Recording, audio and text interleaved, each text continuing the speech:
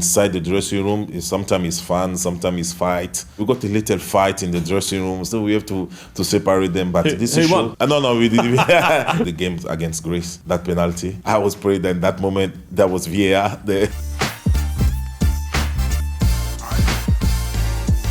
Hello again, it's Aidan McGee for Clutch 9 Football, powered by Betway. I'm delighted to say I'm being joined by one of our World Cup heroes, Wilfried Bony. Wilfried, great to see you today here at the studios. I'm very happy, first, to be here. And I hope then my country is going to do something that we tried to do a long time ago. I hope to enjoy. And what was it like, if I can just roll back the years, back to 2010, you made your debut as a substitute against Burundi. What are your memories of that experience, and what did it mean to you personally? That was great. That was dreams, like a child dreams. We know as football players, play for the national team is something extra. It's something many million people wanted to do, and I had to enjoy that moment when I had the chance to. I went to the Africa Cup of Nations back in 2008, and I was given a tour around certain areas of Accra by Michael Essien, and he said to me, you just don't understand what it means for players in West Africa particularly to play for their countries. Was that how you felt as well? Yes, of course. You got the pressure of the game, pressure of your family, the fans, everything. You don't play only the game like 90 minutes, you play for the country, and it's more than that. So your family is engaged, anything can change. When you score or when you miss, many things happen, so it's completely different. The way we think about football, it's more like a religion there. Back then, I think in England, certainly, there wasn't love affair from the public to the England team. I think the same was in France as well, especially the 2010 World Cup when they had all the problems on the bus. People were beginning to fall out of love with the national team. And so it meant that maybe here we didn't get what it meant. We didn't really understand what it meant for players to play for their countries. Yeah, it's completely different. We come from Africa. We know it's difficult there, the life. Sometimes to get here is complicated. It's very hard. So when you come here to play, it's not the same like you got a child here. If he made something or he doesn't made, people or family say, you have time to do again next time. There's not like this. When I come here, first time I remember in Liverpool, when I went back, the trial was not good. I went back and I have to go to Czech Republic. And when you come there and then you say, I'm not going to miss it again because my family is watching me. I'm not just playing for me, I'm playing for my family. So every time when I go to the pitch, you play for like 10 people. You play for your cousin, you play for family, for brother, you play for your parents. It's completely different mentality. So I'm sure they have also the way of thinking, but the way we take that is completely personally, and then it's beyond the explanation. So when you had a trial at Liverpool, you're saying you felt extra pressure because of that? Because of you were playing for so many people? No, I think that the level was not there because come from a team in first division there in Ivory Coast, but directly I arrived and then they put me in the first team. I trained with Steven Pennant and Steve Gerrard and Peter Klausch. When I said that to him in 2017 when I met him in the stock. So yeah, it's extra pressure. You see the level completely different, but I have to enjoy. So that's the most important for me to be there, and then we see those all stars. Then I'm on the pitch with them, in the training with them. So 4 years after making your debut for Côte d'Ivoire, you score in the World Cup. Tell us how that felt. I imagine that must have been a magical moment for you. Yeah, first World Cup. So I was like, I was crazy. I was not nervous because I was like being 4 years in already national team, but it's the first World Cup and then it's Brazil. So the football there is completely different. So we feel like we're in Africa. So being the first guy scoring the first goal and the last goal for the national team 2014. So you think like it was complete crazy, especially the last goal. And you came from behind to win that game as well, didn't you? What was the mood like in the dressing room? Because against Japan, that was crazy. We didn't start well, but we got a chance. And when we come back, we say, guys, this is a game we have to win. We have to put all our effort there, do our best, and then give everything for the country for the badge. And you scored again against Greece as well. That was a dramatic moment as well. Yeah, when I come and then I sit to my friend in the bench and say, good, guys, I'm going to score. Did you feel pressure going into that World Cup? Because the golden generation of probably half a generation ahead of you had kind of beginning to pass through now. They played in the 2006 World Cup, 2010. Was it kind of taken for granted by then that Ivory Coast would be qualifying for World Cups when maybe it shouldn't have been? I think I got a bit lucky to be part of this golden generation, and because I know them before, so I have to play with some of the players, and it's give them a bit of like a relax. I was not too much pressure, and I would just put myself in the good way position. Every time when I have a chance to do that, I got the experienced people behind me to help me, to support me. So I was a bit lighter. Do you think it's possible though that a nation can get complacent in some ways? I'm not saying it necessarily happened with Ivory Coast, but I remember Ireland back in the late 80s, they qualified for Euro 88, then they qualified for Italia 90. They narrowly missed out for Euro 92, went to the World Cup in 94. Everyone thought that would be normal. They'd be qualifying for World Cups and Euros all the time. Sometimes complacency can set in, can't it? Yes, of course. You got the pressure on that every time. You got a long way to get qualified, and when you get a chance to do that, so you have to take a profit, you have to enjoy. But we know it's a pressure to be there, so it is every 4 years. So every time you get a chance to perform, you have to take it. And in 2014 specifically, I mean, after the drama of the group stage, did you think you were going to go further in that tournament? I think so, yes. Because after that, we should have, I think, play against Costa Rica. So for me, it was like 50-50. So if we passed against Greece, we will get a chance to be in the quarterfinal. And just talk to me about how different a World Cup match is playing for your country compared to a league game. You played lots of important games at league level as well. What's the difference? Once you wear the badge of the national team, every game is completely different. So you have to put your maximum. And then depending on the competition, African Cup, I think, is harder because we know we don't get that chance what we got now, the facility what you see in Morocco and Ivory Coast last 2-3 years. Before it was not like this, so the pitch was not too soft like now. So it was difficult because when we play against each other, we know how to defend, we know how to react, we know the provocation, everything. But being high competition like this is completely different. You see the level of the players, the level of the intensity, so you have to put your body there to perform.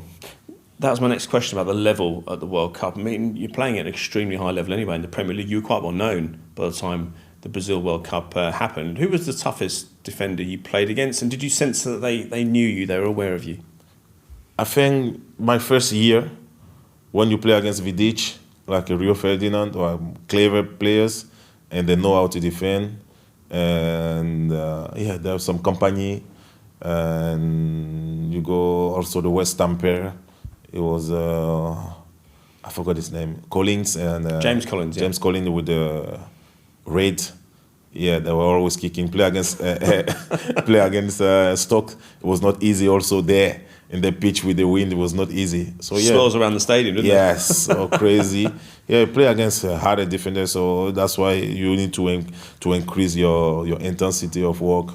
And what about at the World Cup? Who was your toughest opponent, toughest defender there at the World Cup? I think we didn't have like a tougher defender because the way we play, we wanted to score. We need to adapt our play.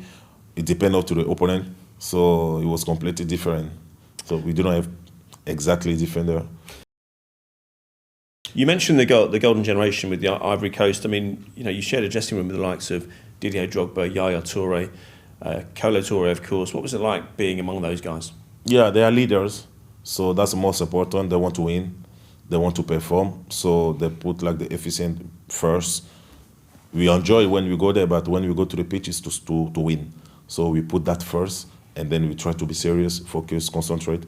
We try to do everything. We try to follow our way of playing and then try to perform. But inside the dressing room, sometimes it's fun, sometimes it's fight, sometimes we got everything there. But we wanted to win, so that's the most important thing we put first. You mentioned fights just yeah. Then. Can you elaborate more on that? Yeah, we got a lot of things in dressing room. Like a short story about 2015. I think we come against, it was the first game or the last game of the group, and then we have to fight. We have a little fight. Yaya Touré was talking, and then Masgradel was answering and talking about Traoré Lassina.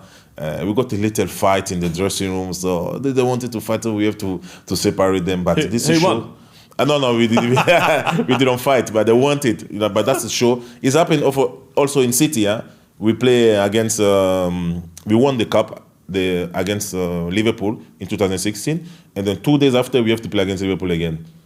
And then we lose the game, I think 1-0, but almost fight with the company against Yaya Touré. That's a good fight. Colaro was involved, so yeah, the coach was like, he was looking at us, okay, that's good because we are playing shit there, so we need to come back and Pellegrini then, wasn't it? Yeah, Pellegrini, yeah. So yeah, this shows like the enthusiasm we wanted to put in the pitch. We wanted to win, so it's happening. He was such a gentleman, wasn't he, Pellegrini? I couldn't have imagined him wanting to get involved in that fight to separate. Yeah. And he wanted us to stop it, and then he come now to shout at us. Yeah, you don't shit. You have to do better. You have to do better. This we won 3 days ago. They want their revenge. So yeah, it was fight, but at least at the end we lost the game. You mentioned those three players earlier, Drogba and the two Toures, but I mean there were some other great names there as well. Salomon Kalou of Chelsea, Serge Aurier, Spurs. You had Gervinho, Arsenal. Who was the standout player that you played alongside from that generation of Ivory Coast players? I think Yaya Touré. He got quality. I think he's a decider. He can do when he want. Sometimes with him is when he want. Is that right? That means he seemed very consistent for me at Manchester City, particularly. When he wants, he decide the game. Give him the ball. One time we play against Congo. I remember we didn't do well in Ivory Coast.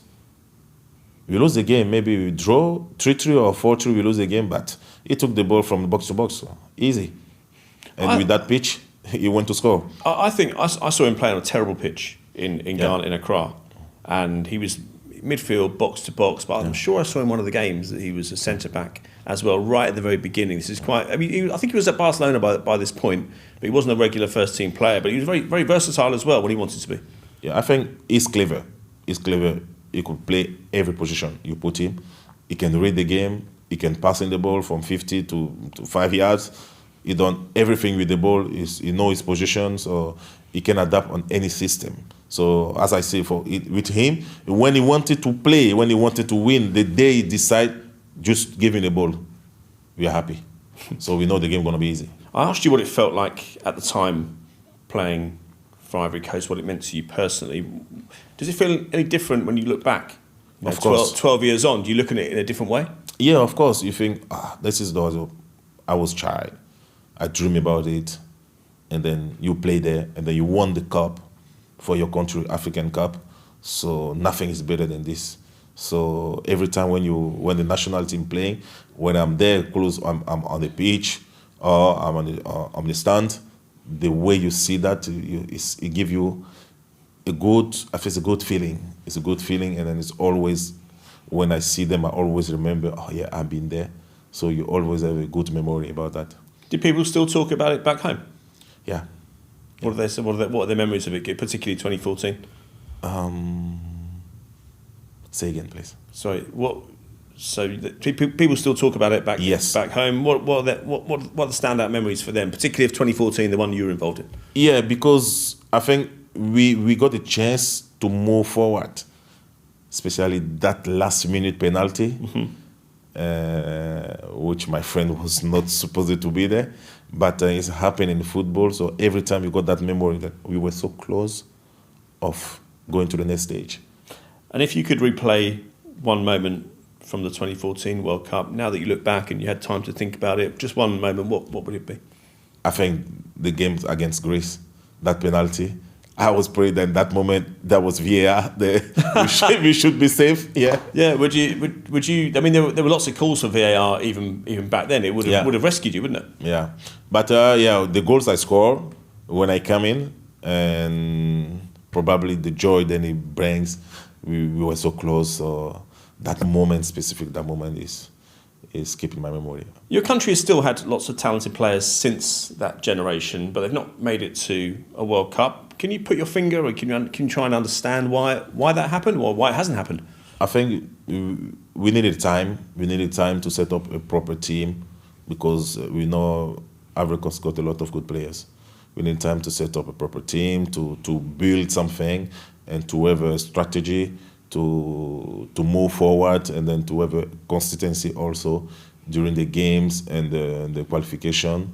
But sometimes we miss it because we got so many players. Some players come and gone, and then we don't have like that standard to stay in the same level for longer periods. So that's what we miss. I mean, it's probably 2.5 years since you won AFCON. Most of the players will still be around from that time. Does that mean that you're going to have a good World Cup, or is it just not as simple as that? No, it doesn't. It doesn't mean anything, because this is a completely different competition.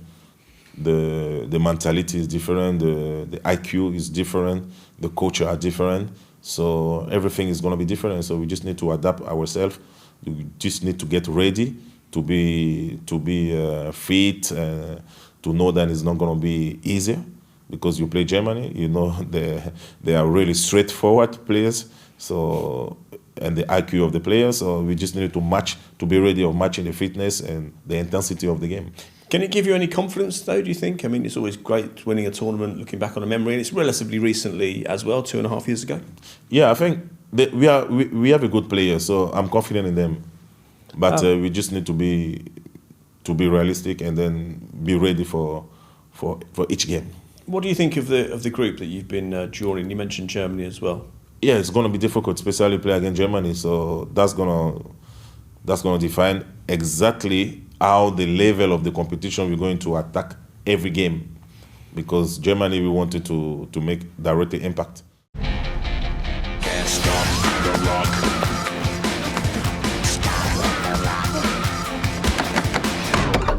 Big tournaments deserve big offers. Bet £10 and get £40 in free bets with Betway. I think back in 2006 and 2010, both years, you were in the group of death. I mean, extremely tough to get out of. I remember some of the games in Germany, particularly against Argentina. But I mean, how do those groups compare to the one you're going into now? Do you think you've got more of a chance this time if you take Germany away? And Germany probably aren't as good now as they were 15 years ago. Yeah, I know, but Germany is still Germany. A bad team of Germany go quarterfinal. So we know that they are not like before, but this team is always got a good players. And I think we got a chance compared to 2006, 2010.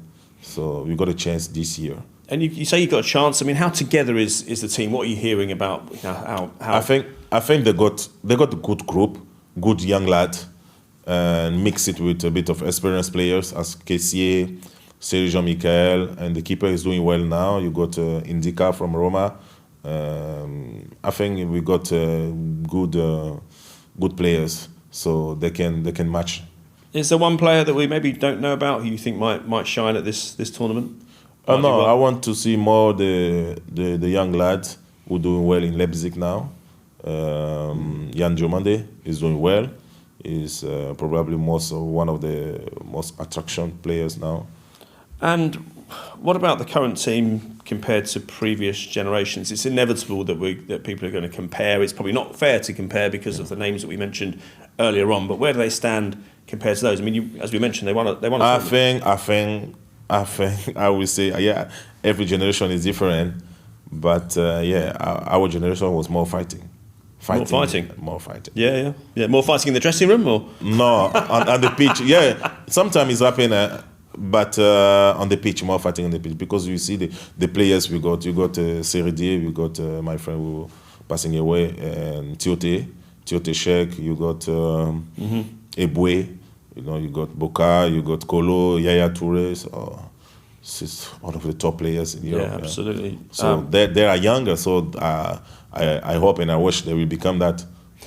Give me one other name. You mentioned Diomande there, but one other young player who you think maybe we should watch out for. Just one out of the group, maybe out of the group you mentioned. Yeah, I think Jan Diomande. Yeah.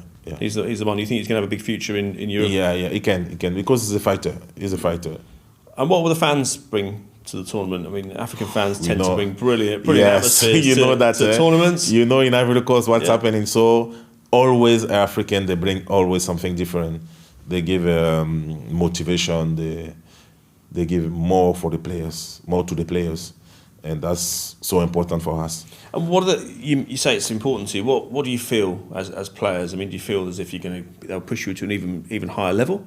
Yes, they push you to go beyond your limit, because once they know that you're tired, and then they push you to say, yeah, we are behind you. We need to do more again. You want us to do more. So this always give us a good motivation, good lift.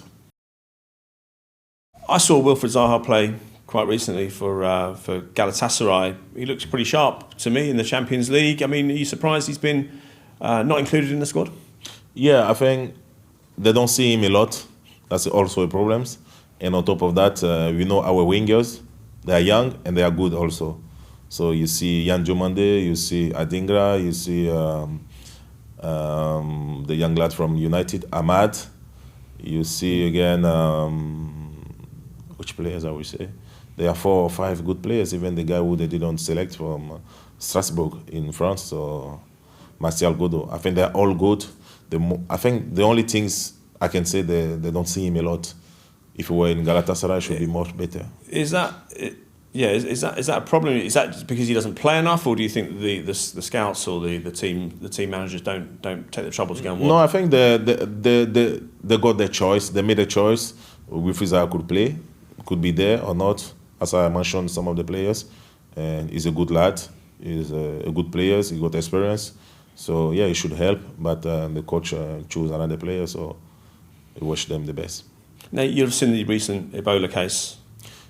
You had malaria one time. How important is illness and contagion as well, potentially? How much of that how much can that have a bearing on? Yeah, it's crazy. It's crazy because they need to isolate themselves, and it will be crazy for them because there can be a lot of contamination through the players, and it can affect the condition of the players. So we hope then they're going to be ready before the World Cup. How long did it take you to kind of get back to full match fitness? Because it takes a lot of power out. Yes, it takes a power. I know I had this in 2016. 2016, I know it's not easy. I went to Marbella for my personal pre-season. I told you I had to change the bed almost 3 times a week because I was sweating like crazy. And I have to miss the pre-season because the team was going to Thailand. I remember City, Thailand or Singapore, I don't remember exactly. But you had to stay away for like 2 weeks. It's difficult.